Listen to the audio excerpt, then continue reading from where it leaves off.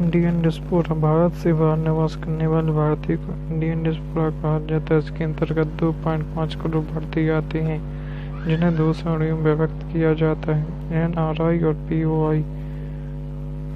NRI अभी भी भारतीय नागरिक हैं, परंतु रोजगार के लिए अन्य देशों में प्रवास कर रहे हैं। इंडियन डिस्पोरा का 70% भाग NRI है। NRI की सर्वाधिक जनसंख्या USA में है। PIO भारतीय मूल के वे व्यक्ति हैं जो स्वयं या उनके पूर्वज भारत के नागरिक हैं। इंडियन डिस्पोरा का 30% PIO है। PIO की सबसे बड़ी संख्या म्यांमार में है। इंडियन डिस्पोरा के लिए 9 जनवरी 2003 से भारतीय दिवस प्रारंभ किया गया।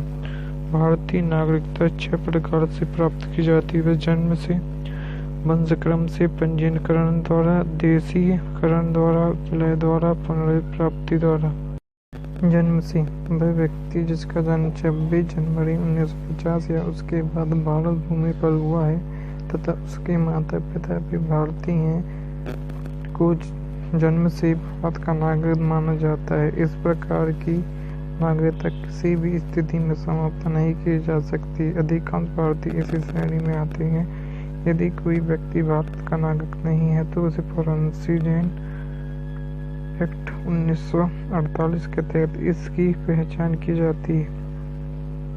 वंशक्रम से वह व्यक्ति जिसका जन्म भारत के बाहर हुआ है परंतु उसके माता पिता भारत के नागरिक हैं वो वंशक्रम के भारत का नागरिक माना जाता है।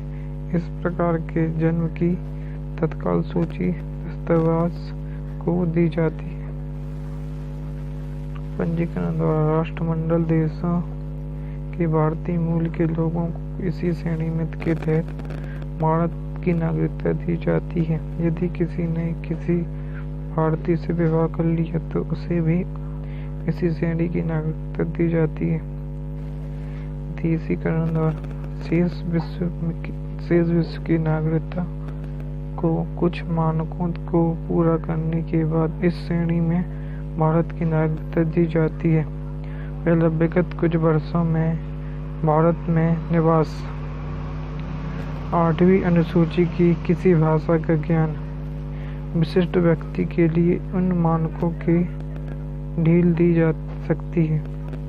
विलय द्वारा इस प्रकार की नागरिकता उन लोगों को प्रदान की जाती है जो उस भूभाग के निवासी हैं जिसका भारत में विलय कर दिया हो, जैसे दादरा नगर हवेली, गोवा, दमन-दीव, पुदुचेरी और सिक्किम।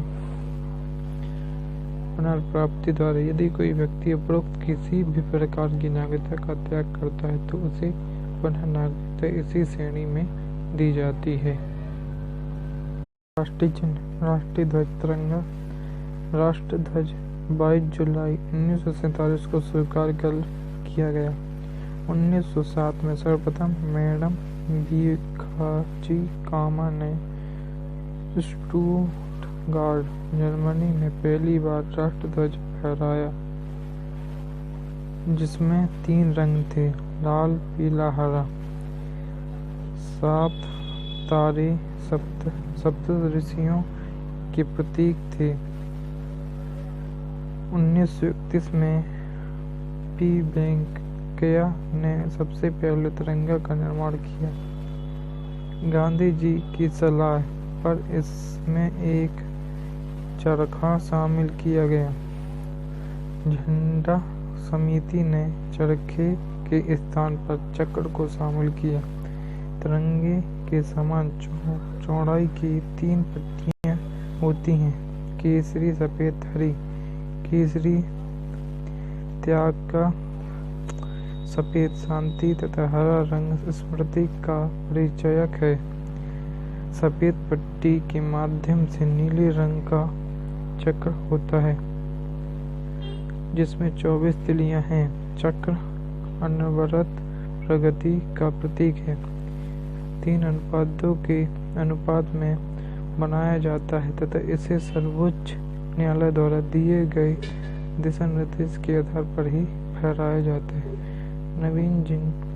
जिंदाल की याचिका के आधार पर आम जनता को भी राष्ट्रध्वज प्रयोग करने की अनुमति दे दी गई। राजकीय चिन्ह 26 जनवरी 1950 को इसे स्वीकार किया गया। सारनाथ के अशोक स्तंभ के सिर से लिया गया है। इसे 3 सिरों दृष्टिगोचर होते हैं, जिसके नीचे एक पट्टी पर घोड़ा और बैल अंकित होता है। वास्तव में इस पट्टी में जानवरों का क्रम इस प्रकार है: घोड़ा, शेर, हाथी, बैल। सप्तमी जयते मंडूकों उपनिषद से लिया गया है। मंत्री द्वारा नीले रंग का, राज्यसभा सदस्य लाल रंग का, लोकसभा सदस्य हरे रंग का राष्ट्र चिन्ह प्रयोग करते हैं। राष्ट्रगान बनाम राष्ट्रगीत जन गण मन रविन्द्रनाथ टैगोर द्वारा रचा गया, जो बांग्लादेश के राष्ट्रपति के भी रचयिता हैं। 24 जनवरी 1950 को अपनाया गया बांग्ला मिश्रित हिंदी है। सेना द्वारा इसकी धुन तैयार की गई। गायन अवधि 52 सेकेंड। संक्षिप्त संस्करण की गायन विधि 20 सेकेंड। 27 दिसंबर 1911 को कलकत्ता कांग्रेस में स्वयं रविन्द्रनाथ टैगोर ने इसे गाया। राष्ट्रगीत वंदे मातरम 24 जनवरी 1950 को अपनाया गया। इसका दर्जा राष्ट्रगान के समतुल्य है। रचयिता बंकिम चंद्र चटर्जी। गायन अवधि 65 सेकेंड। पन्ना लाल घोष द्वारा बनाई गई धुन पर गाया जाता है। यह मूलतः संस्कृत में है। मूल गीत का पहला पैराग्राफ ही राष्ट्रगीत है। वंदे मातरम 1876 से लिया गया है। 1882 में यह आनंद मठ का भाग बना गया। 1896 में कलकत्ता कांग्रेस में बंकिम चंद्र चटर्जी ने स्वयं गाया।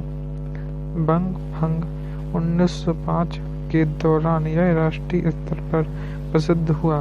प्रारंभ में इसकी धुन B.D.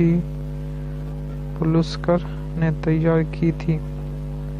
यह राष्ट्रीय आंदोलन का सबसे चर्चित गीत था, परंतु अंग्रेजी में साजिश कर इसे विवादित कर दिया।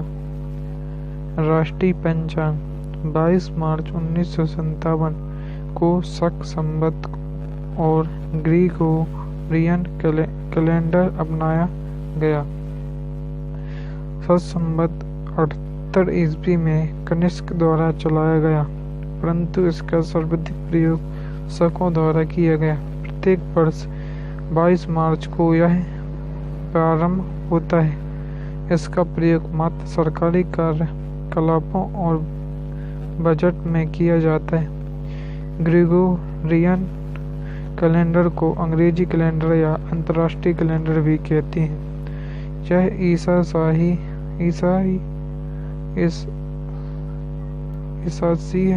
के जन्म के साथ प्रारंभ हुआ। 16 शताब्दी में पोप ग्रिगोरी ने इसे वर्तमान रूप दिया। यह सूर्य की गति पर आधारित है। राष्ट्रीय पशु बाघ 1972 से बाघ राष्ट्रीय पशु है। इसके पूर्व शेर राष्ट्रीय पशु था। 1970 में ही शेर और बाघ को पूर्ण संरक्षण प्राप्त है।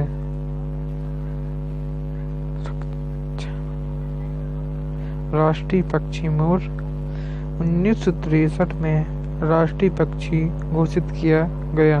1972 के वन्य जीव संरक्षण अधिनियम के तहत इसे पूर्ण संरक्षण प्राप्त है। राष्ट्रीय पुष्प कमल, राष्ट्रीय वृक्ष बरगद, राष्ट्रीय फल आम, राष्ट्रीय नदी गंगा, राष्ट्रीय जलीय जंतु स्विस, राष्ट्रीय धरोहर पशु हाथी। 1971 में prevention of insult to nation honour act लागू किया गया। 2003 में इसमें संशोधन किए गए। इसके तहत राष्ट्रीय प्रतीकों का अपमान दंडनीय अपराध है।